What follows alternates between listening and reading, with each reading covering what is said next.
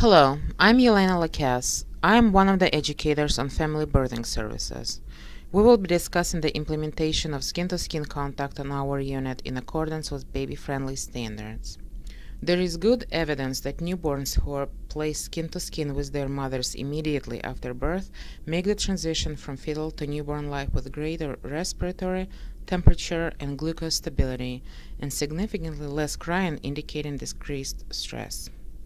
Mothers who hold their newborn skin to skin after birth have increased maternal behaviors, show more confidence in caring for their babies, and breastfeed for longer durations. Being skin to skin with mothers protect the newborn from well-documented negative effects of separation, support optimal brain development, and facilitates attachment.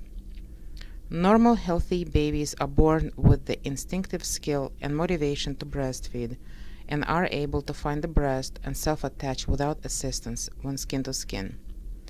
When the newborn is placed skin to skin with the mother, 9 observable behaviors can be seen that lead to the first breastfeeding, usually within the first hour after birth.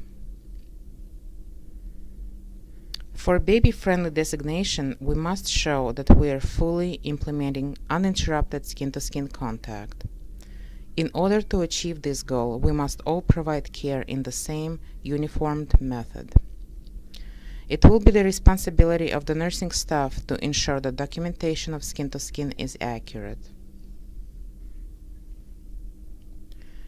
Immediate skin to skin is documented when started within 5 minutes of birth for vaginal deliveries, and as soon as the mother is alert and responsive for cesarean deliveries.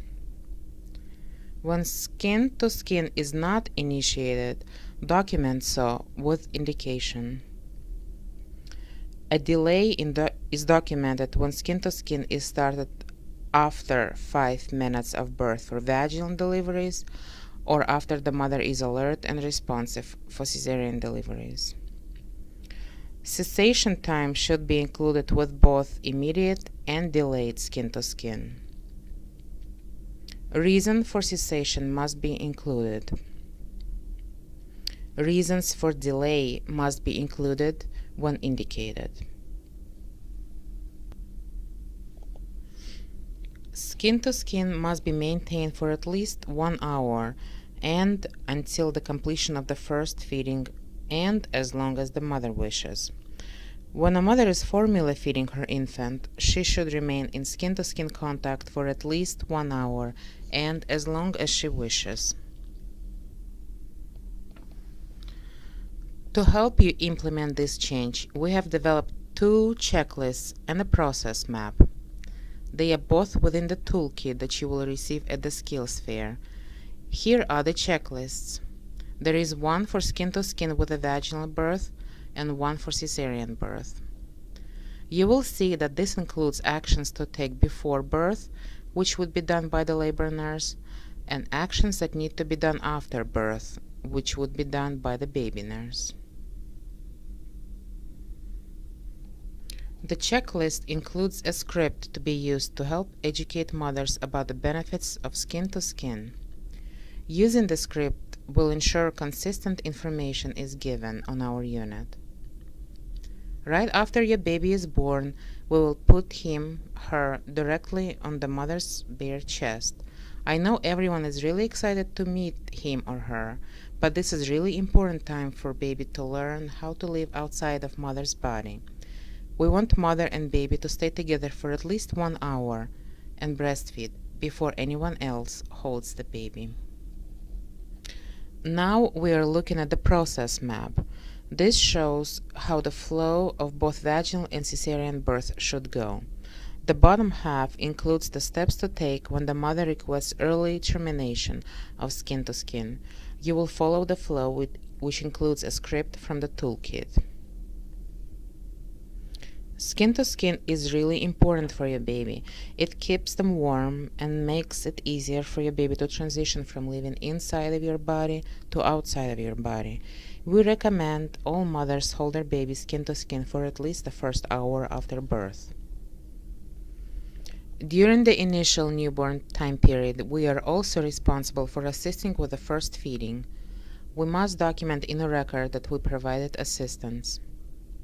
Next, we are going to watch a short video.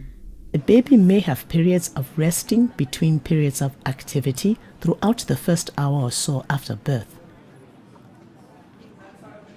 Now the baby is active again. Notice her feeding signals. Her mouth opens wide and she brings her hand to her mouth.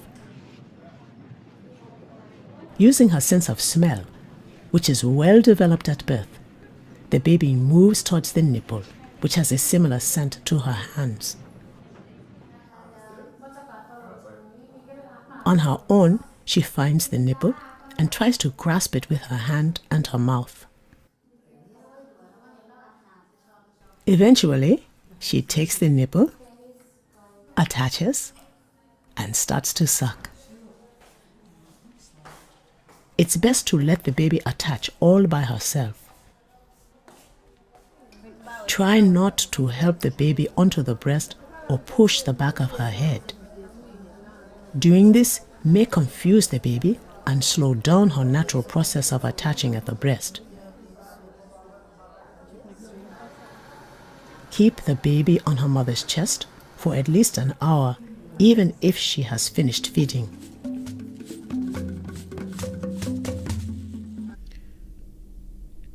There are education points that must also be covered, but those will be reviewed in another presentation.